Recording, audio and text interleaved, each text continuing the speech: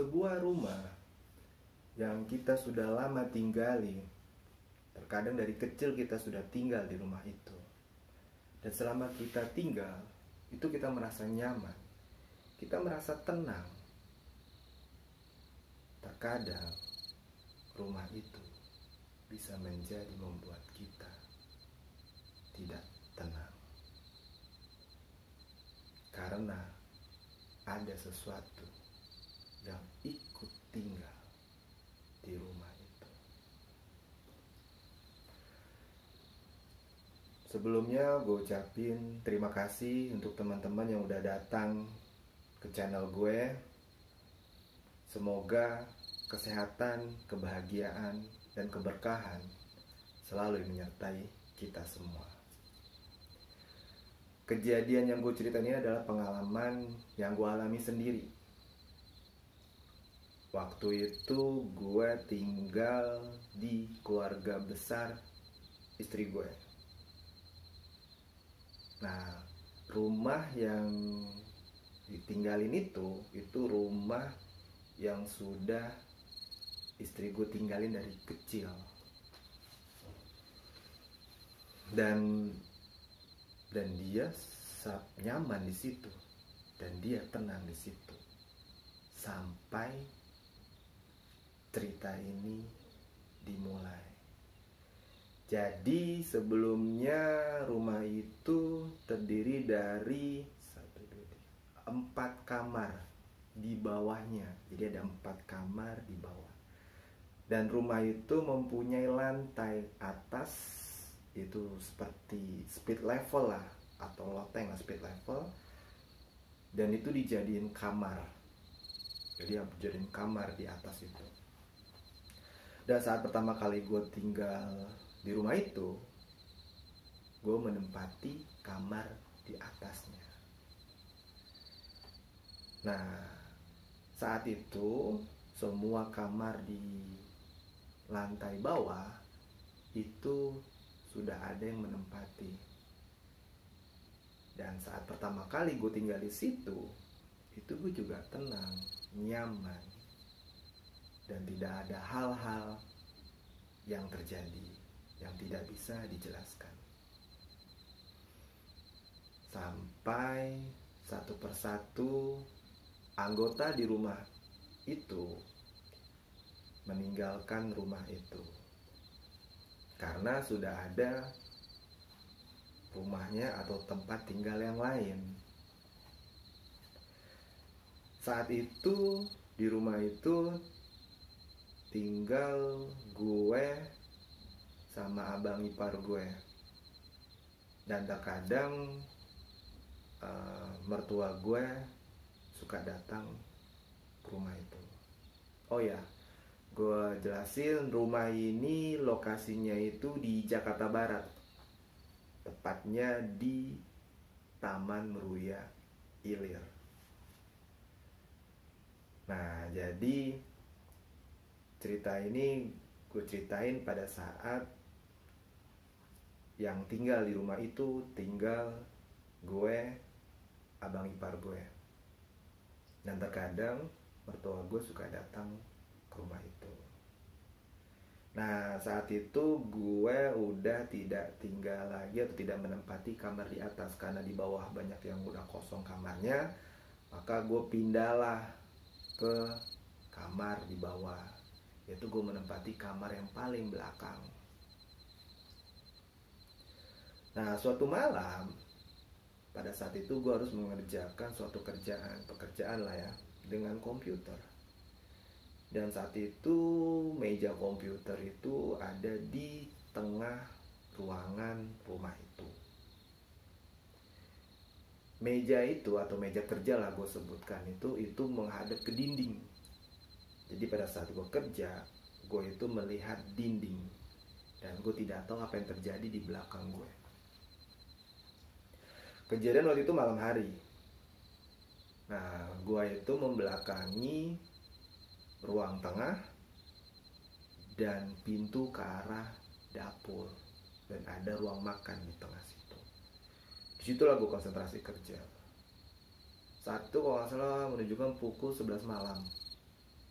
dan hanya gue yang ada di ruangan tengah itu.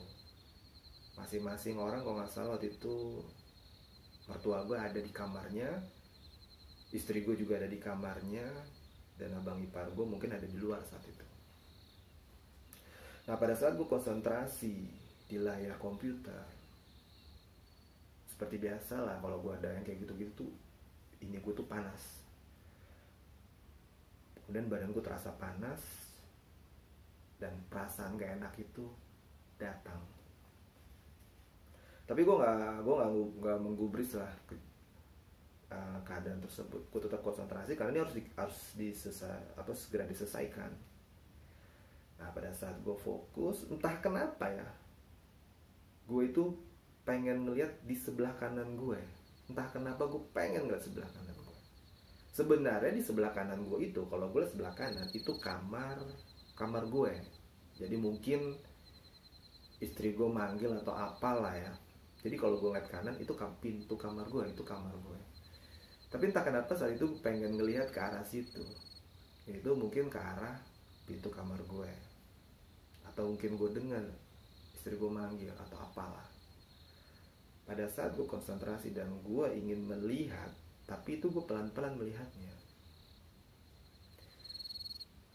Itu di sebelah kanan gue, itu ada, gue gak tahu itu apa namanya, itu sosok. Udah pasti itu bukan orang, itu sosok. Itu diri, gue ngeliat itu gak sampai sempurna, baru di ekor mata gue. Itu diri di sebelah gue, itu hitam. Gue cenderung itu kayak bayangan lah, gelap lah pokoknya, kayak gelap lah, itu sesuatu yang gelap. Tapi itu ada. Langsung gue istighfar, astagfirullahaladzim, gue bentak itu, woi gitu kan. Sebenarnya gue bentak cuma untuk ngilangin rasa takut gue aja. Padahal itu gue udah takut banget tuh, udah merinding habis. Sampai gue istighfar, langsung gue bentak, woi. Dan suara gue kencang saat itu. Dan langsung gue lihat itu udah gak ada siapa-siapa. Dalam hati gue, kok tumben ada kejadian ini gitu. Karena selama gue tinggal di situ, itu gak pernah ngalamin apa-apa. Apalagi pada saat anggota di rumah itu penuh. Jadi setiap kamar itu udah ada yang menghuni atau ada orang di setiap. Waktu itu masih rame lah itu rumah. Tapi memang saat itu udah sepi, udah pada menempati tempat tinggalnya masing-masing. Jadi udah keluar lah dari rumah itu gitu. Cuma gue sama bang ipar gue. Nah itu udah mulai tuh kejadian itu yang pertama. Nah kemudian kan saat itu kan gue punya anak tuh, masih 1 tahun lah ya, 1 tahun lah kalau salah, baru bisa duduk-duduk gitu lah. Nah kebetulan di kamar gue itu berhubungan dengan kamar yang sebelahnya. Nah situ ada pintu. Nah itu pintunya itu waktu itu penghubung itu dibuka. Nah, jadi kita bisa keluar masuk ke kamar sebelah melalui pintu yang di dalam tersebut. Nah ruangan yang di sebelah kamar gue itu dijadiin kamar untuk anak gue main. Jadi itu banyak mainan di situ. Oh ya, perlu gue jelasin, kamar yang gue tempatin dan kamar di sebelah gue itu tidak ada jendela yang menghadap keluar rumah. Jadi tidak ada sinar matahari yang bisa masuk ke kamar tersebut. Jadi kalau lampunya mati, sudah pasti tuh kamar itu gelap banget. Terutama kalau kita sering meninggalkan rumah atau kerja lah ya.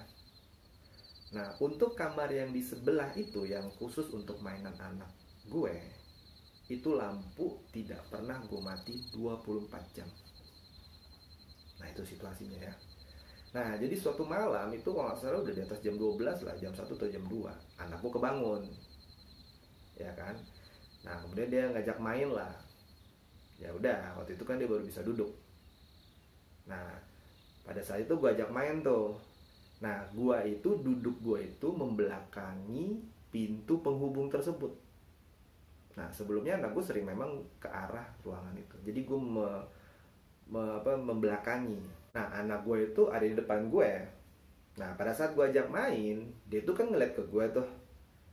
Nah kemudian main, tiba-tiba dia itu kepala itu agak ngebelok gitu ke arah sampingnya, melewati gue di depan dia. Jadi gue itu di depan dia tuh, dia melewati pandangannya dan dia melihat ke arah pintu penghubung tersebut. Gue bingung kan, nih anak gue ngeliat siapa di belakang gue. Orang gak ada siapa-siapa, kok istri gue lagi tidur di situ. Dan sudah pasti di kamar sebelah tuh udah gak ada siapa-siapa, orang itu udah malam kok. Itu pun juga kalaupun siang, itu yang hanya ada di situ itu anak gue main doang di situ. Langsung kan gue liat, kamu lihat siapa? Dia melihat, jadi kayak celinguk gitu kan di belakang gue, dan dia senyum. Langsung gue bengong liat itu, dia senyum. Pertama dia celinguk ke belakang, gue bilang nih ngeliat siapa nih anak. Kemudian dia senyum. Langsung gue ambil nafas, gue istighfar. Anak gue ngeliat sesuatu. Dan memang ternyata pada saat umur segitu tuh, di awal-awalnya itu, anak gue itu paling sering ngeliat sesuatu. Itu nanti cerita tersendiri lah. Nah itu kejadian di malam itu. Gue langsung istighfar. Wah ini rumah dulu tenang-tenang aja, gak ada apa-apa. Dan pada saat udah satu persatu keluar dari rumah itu, kejadian itu pelan-pelan datang gitu. Nah perlu gue jelasin lagi. Jadi kondisi rumah itu kalau pagi sampai sore itu selalu kosong, karena gue sama istri gue itu kerja, dan abang ipar gue juga kerja. Dan saat itu orang tua dari istri gue juga, dia tinggal di rumahnya yang di Bogor. Jadi itu dari pagi sampai malam kosong. Pada saat kerja gue nitipin anak gue ke rumah orang tua gue, kemudian gue jemput pas pulang malamnya, kemudian kita kembali lagi ke rumah itu pada saat sudah gelap.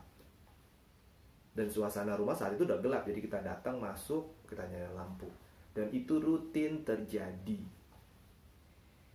Dan saat itu kita tidak ada asisten rumah tangga. Jadi kondisi rumah ya sudah pasti kalau tidak ada asisten rumah tangga ya setiap hari tidak dibersihkan. Terkadang mungkin liburan doang kami bersih-bersih. Itu pun tidak semua area, terutama kamar yang di atas itu yang pertama kali gue tempatin, itu jadi tempat simpan barang-barang yang tidak digunakan lagi. Jadi kayak gudang lah itu. Dan itu tidak pernah ada yang menginjak di atas kamar tersebut. Itu suasananya. Kemudian di belakang ada kamar mandi pembantu, ada dapur kotor, ada kamar pembantu. Itu selalu kosong saat itu. Dan situasi itu yang membuat kejadian-kejadian ini terjadi. Dan itu pada saat suatu malam, gue sama istri gue ada di kamar. Karena kan rumah kosong, gak ada siapa-siapa, abang ipar gue lagi keluar. Nah gue main lah sama anak gue lah, kita di kamar itu kan kalau gak salah sekitar jam 8 malam, masih sore lah. Kita lagi ngobrol-ngobrol, kemudian langsung diem tuh. Pertama gue diem karena gue denger. Jadi di ruang tengah itu ada kursi kerja yang tadi gue pakai pada saat gue kerja di komputer itu, di ruang tengah itu loh. Itu kursi kerja. Dan kursi itu memang ada rodanya, ya kan ya. Jadi kalau didorong grek.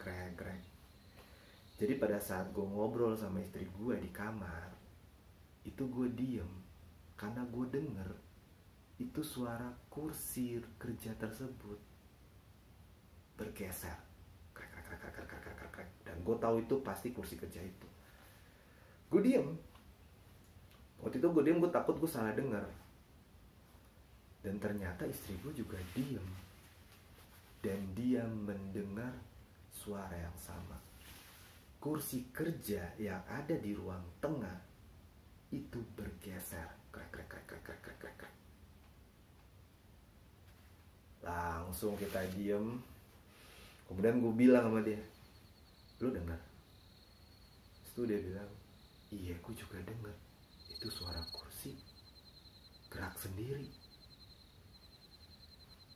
Kenapa kita bilang gerak sendiri? Karena di rumah itu hanya kita doang yang ada, dan itu kita di kamar, nggak di ruang tengah gitu. Langsung kita istighfar. Yang kita bingung, dulu-dulu kayak gini nggak pernah kejadian gitu. Kenapa muncul gitu satu persatu? Yang kita nggak ngerti. Nah, sampai suatu hari, itu siang hari, itu hari libur kalau nggak salah, karena kita ada di rumah saat itu. Waktu itu gue ada di kamar, mungkin istirahat kalau nggak salah ya. Nah, waktu itu kita dengar suara di luar. Ternyata mertua gue itu datang sama ponakannya. Nah, gue dengar tuh suaranya tuh, dia manggil-manggil kan. Ya gue keluar lah. Nah, pas gue keluar, oh maaf nggak kedengeran, tadi ketiduran, gue bilang. Nah, dia bingung gue ngomong kayak gitu. Ketiduran. Tadi papa bilang assalamualaikum. Itu ada yang jawab dari dalam. Bukan kamu yang ngomong. Nah, gue dengar gitu gue bingung. Karena pada saat gue keluar, itu gue keluar bukan karena dengar assalamualaikum, bukan. Karena gue dengar ada suara cakap-cakap di luar. Makanya gue bilang, ih ada siapa nih di luar nih kan. Makanya gue keluar dari kamar, dan pas gue lihat dari jendela, itu bapak dan ibu mertua gue ada di luar sama ponakannya. Dan dia bilang, dia ngucapin assalamualaikum, dan ada yang jawab. Makanya dia tidak manggil-manggil lagi, ngobrol-ngobrolnya di luar gitu kan. Nah, pada saat gue ngomong gitu, gue bilang, enggak pak, saya denger karena lagi bercakap-cakap, lagi ngobrol di luar, makanya saya keluar, saya nggak dengar ada yang bilang assalamualaikum. Nah, itulah kejadian yang kita masih bingung, siapa yang ngomong assalamualaikum. Nah, kejadian itu juga ternyata kan rencana kan rumah itu memang mau dijual, ya kan, makanya kan satu persatu meninggalkan rumah itu, dan gue jaga di rumah itu. Nah, pernah suatu malam, pada saat ya seperti biasalah, kita nggak pernah, jadi kalau malam itu kita di kamar gitu, kita nggak pernah ada di ruang tengah, ruang tamu, kita di kamar sambil nonton TV di kamar lah. Nah, pada saat gue ngobrol sama istri gue, nah itu gue denger tuh abang ipar gue datang. Gue berpikir itu abang ipar gue, wah datang nih. Nah kan gue bilang, gue sebutin aja Mas Andi lah. Wih, Mas Andi datang nih, pulang nih. Kalau nggak salah itu sekitar jam 8 malam lah. Nah, kemudian dia masuk ke dalam kamarnya. Itu pintu kamar itu khas banget kalau kebuka, krek. Kita tahu itu lah kamarnya dia lah. Nah, kita tenang, oh udah pulang gitu kan. Udah, kita ngobrol-ngobrol biasa lah di kamar, sambil bercanda sama anak gue. Nah, karena gue ada kepentingan, gue mau ke dapur, gue keluar lah dari kamar gue. Nah, kamar gue itu kalau mau ke dapur itu melewati kamarnya Mas Andi. Nah, pada saat gue melewati kamarnya Mas Andi, itu kamar memang pintunya kebuka setengah. Dari awal memang pintunya kebuka setengah. Jadi bunyi itu adalah kalau ngebuka secara lebar. Nah, jadi pas gue lihat pintunya itu kebuka setengah, jadi nggak kebuka semua. Dan itu di kamarnya gelap. Gue bingung kan, gue celingak-celingak gue di kamar itu sambil gue, ini gelap, nggak ada orang, udah pasti nggak ada orang gue lihat di situ. Dan gue bingung kan, akhirnya gue balik lagi tuh, nggak jadi ke dapur tuh, balik lagi ke kamar gue cerita sama istri gue, itu tadi lu dengar kan Mas Andi pulang kan? Iya, gue dengar. Istri gue juga dengar Mas Andi tuh pulang dan masuk kamar. Itu gue sambung, gue ngomong lagi, itu di kamar nggak ada siapa-siapa.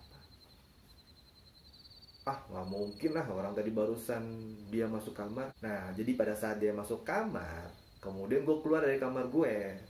Nah, jadi kemungkinan besar dia keluar lagi ke rumah, dari rumah itu nggak mungkin secepat itu. Dan saat itu gue lihat kamar itu kosong, gelap, tidak ada siapa-siapa. Istriku mendengar itu, dia hanya senyum-senyum gitu aja lah. Ya sebenarnya untuk menghibur diri aja. Itu gue tanya, ini kok rumah makin lama makin ini ya, dulu tuh pertama kali gue tinggal gak kayak gini, lu sendiri gimana waktu masih kecil? Kemudian istri gue cerita, selama dia tinggal di rumah itu dari kecil, dia nyaman aja kok, gak pernah ada kejadian-kejadian kayak gini. Gak pernah sama sekali. Dan dia bingung kenapa ada kejadian ini. Apa mungkin karena rumah ini sudah mulai kosong, yang dulu penghuninya banyak sekarang udah keluar, dan rumah ini sering kosong juga kalau siang hari dan hanya malam aja, dan tidak menggunakan asisten rumah tangga lagi, sehingga tidak ada bersih-bersih setiap hari.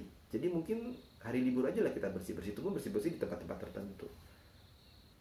Nah, sampai suatu hari datang orang yang mau beli rumah ini. Kebetulan orang Chinese. Jadi dia datang bersama seorang ahli lah, karena gue gak tahu namanya apa ya. Dia datang sama orang ahli yang pakai papan itu loh, kayak papan feng shui kayak gitu loh. Jadi dia megang papan gitu, dia jalan ya, orang itu yang megang papan tuh jalan di depan, yang mau beli di belakang ya. Nah, dia jalan ke setiap ruangan-ruangan yang ada di rumah dengan papan itu, sampai dia ke lantai atas yang di kamar gue dulu pernah tempatin, yang sekarang jadi gudang dan gelap terus.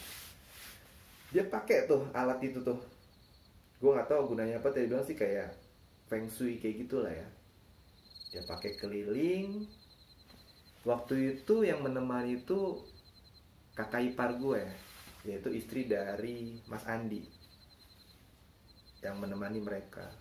Nah, kakak ipar itu cerita ke gue, iya tadi ada yang mau beli. Dia bawa seorang ahli lah, mungkin ahli feng shui kali. Dia bawa alat kayak papan gitu, dia keliling setiap ruangan sampai ke kamar atas, dibilang.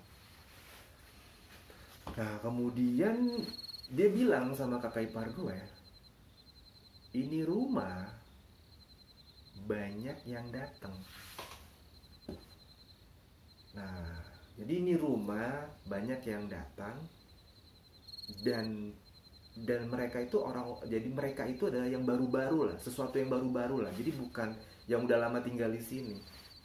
Jadi banyak yang datang ke rumah ini dan mereka tuh baru-baru. Di situ gue mendengar itu, gue baru paham gue, pantesan kejadian-kejadian selama ini itu terjadi karena ada yang datang, ada yang baru datang dan tinggal bersama kami saat itu.